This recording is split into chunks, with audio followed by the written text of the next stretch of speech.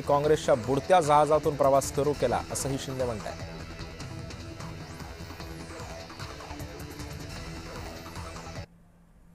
आणि यानंतर घेऊया शहरातील बातम्यांचा वेगवान आढावा मेट्रो सुपरफास्ट मधून। मुंबईमध्ये टीईटी पेपरफुटी प्रकरणाचा शिक्षकांकडून निषेध करण्यात आलाय। महाराष्ट्र राज्य आदर्श शिक्षक समितीने पेपरफुटी प्रकरणाची कायदेशीर चौकशी व्हावी अशी मागणी केली आहे। रायगडावरती शिवप्रेमींची गैरसोय कायम आहे। रायगडावरती सोहळ्यासाठी आलेल्यांना शौचालय नाहीयेत। स्वराज्याच्या राजधानीवरती शौचालय घोटाळा झालाय का असा सवाल आता उपस्थित होतोय। मुंबई महानगरपालिकेला कुष्ठपीडितांच्या अनुदानामध्ये 5,000 रुपयांपर्यंत वाढ करण्याच्या सूचना देण्यात आलेल्या आहेत। महाराष्ट्र कुष्ठपीडित संघटनेच्या शिष्टमंडळाच्या महापौर ऋतू तावडे यांनी भेट घेत याबाबतची मागणी केली होती। टीईटी पेपरफुटी प्रकरणी शिक्षक संघटनेनं तीव्र नाराजी व्यक्त केली आहे। शासनानं परीक्षार्थी शिक्षकांना प्रवेश शुल्क परत द्यावेत आणि ही परीक्षा विश्वसनीय संस्थेच्या माध्यमातून घ्यावी अशी मागणी संघटनेचे राज्याध्यक्ष सुधीर घागस यांनी केलेली आहे।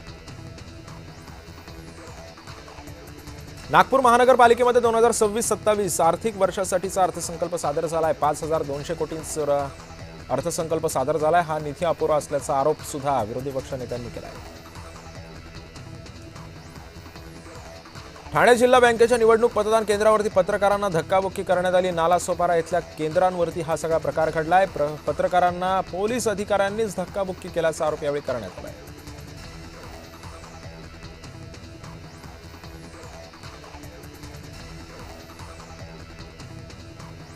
ठाण्याचे सहपोलीस आयुक्त पंजाबराव उगले यांच्या अध्यक्षतेमध्ये एसआयटी गठीत करण्याचे आदेश मुख्यमंत्र्यांनी दिलेत। टीईटी प्रकरणी सरकार ॲक्शन मोडवरती आलंय। कठोर कारवाई करा, कुणाचीही गय करू नका। मुख्यमंत्री फडणवीस यांनी महासंचालकांना फोनवरून आदेश दिलेले आहेत। पुण्यामध्ये क्रिकेटचा सामना पाहण्यासाठी गेलेल्या सिया गोयल आणि चेतन चौधरींचा एक व्हिडिओ सध्या समोर आलाय। हा व्हिडिओ काही महिन्यांपूर्वीचाच असल्याचं सांगितलं जातंय। या व्हिडिओवरून दोघेही पूर्वीपासूनच एकमेकांच्या संपर्कात असल्याचा दावा सुद्धा केला जातोय। मध्य रेल्वेकडून एसी लोकलमध्ये सोमवारपासून वाढ करण्यात आली आहे। 12 नवीन वातानुकूलित लोकल फेऱ्या सुद्धा सुरू करण्याचा निर्णय यावेळी घेण्यात आला।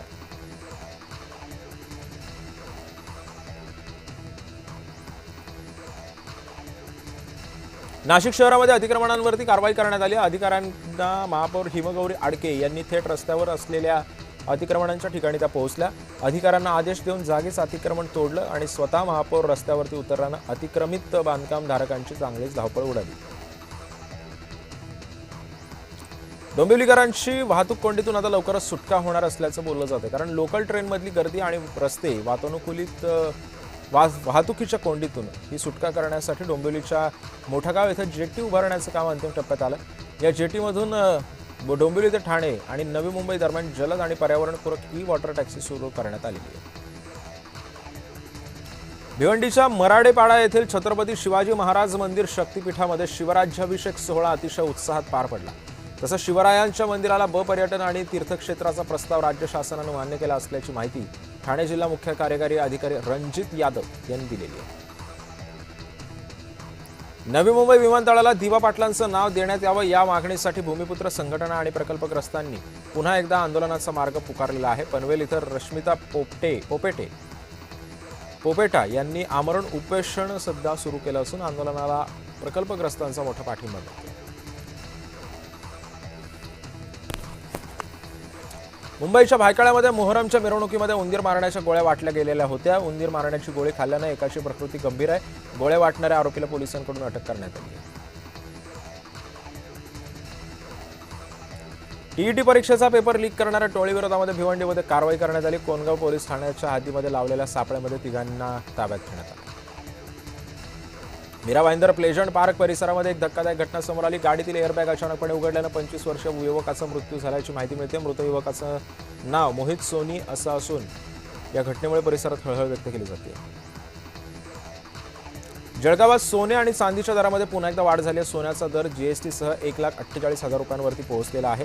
सोबतच जीएसटीसह 2,35,000 रुपयांवरती सुद्धा गेल्याचं समजतं। भांडूप विक्रोळी कांजूरबाग नाहूर परिसरामध्ये कचऱ्याचे ढीग जमा झालेत। पालिका कर्मचाऱ्यांनी खासगीकरणाविरोधामध्ये आंदोलन केलंय।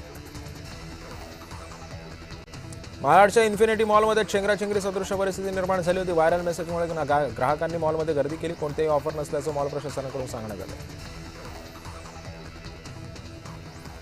पीएमआरडीच्या अनधिकृत बांधकाम विभागानं हवेली, दौंड आणि पुरंदर तालुक्यातील पालखी मार्गांवरील 123 होर्डिंगचं सर्वेक्षण केलं होतं. त्यापैकी कायदेशीर बाबींची पूर्तता न करता बेकायदेशीरपणे उभारण्यात आलेली तब्बल 70 अनधिकृत होल्डिंग्स भुईसपाट करण्यात आली. मुंबईच्या वांद्रे आर्ट्स क्लब जवळील खडकाळ किनाऱ्यावरती अडकून पडलेल्या देवमाशाच्या एका पिलाचा मृत्यू झालेला आहे. खडकामध्ये अडकलेल्या देवमाशाला सोडवण्यासाठी वेळेमध्ये मदत न पोहोचल्यानं लाटांच्या थपड्यानं देवमाशाला अनेक जखमा झाल्या आणि त्यातून त्याचा मृत्यू झाल्याचा अंदाज स्थानिकांनी व्यक्त केला आहे.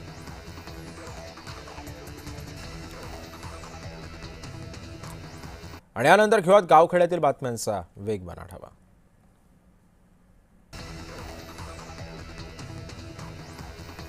दापोली खेड राज्य मार्गावरती पर्यटकांच्या 2 कारची समोरासमोर धडक झाली. भीषण अपघात झाला. या दुर्घटनेमध्ये 6 जण जखमी झाले असून त्यांच्यावरती रुग्णालयात उपचार सुरू आहेत.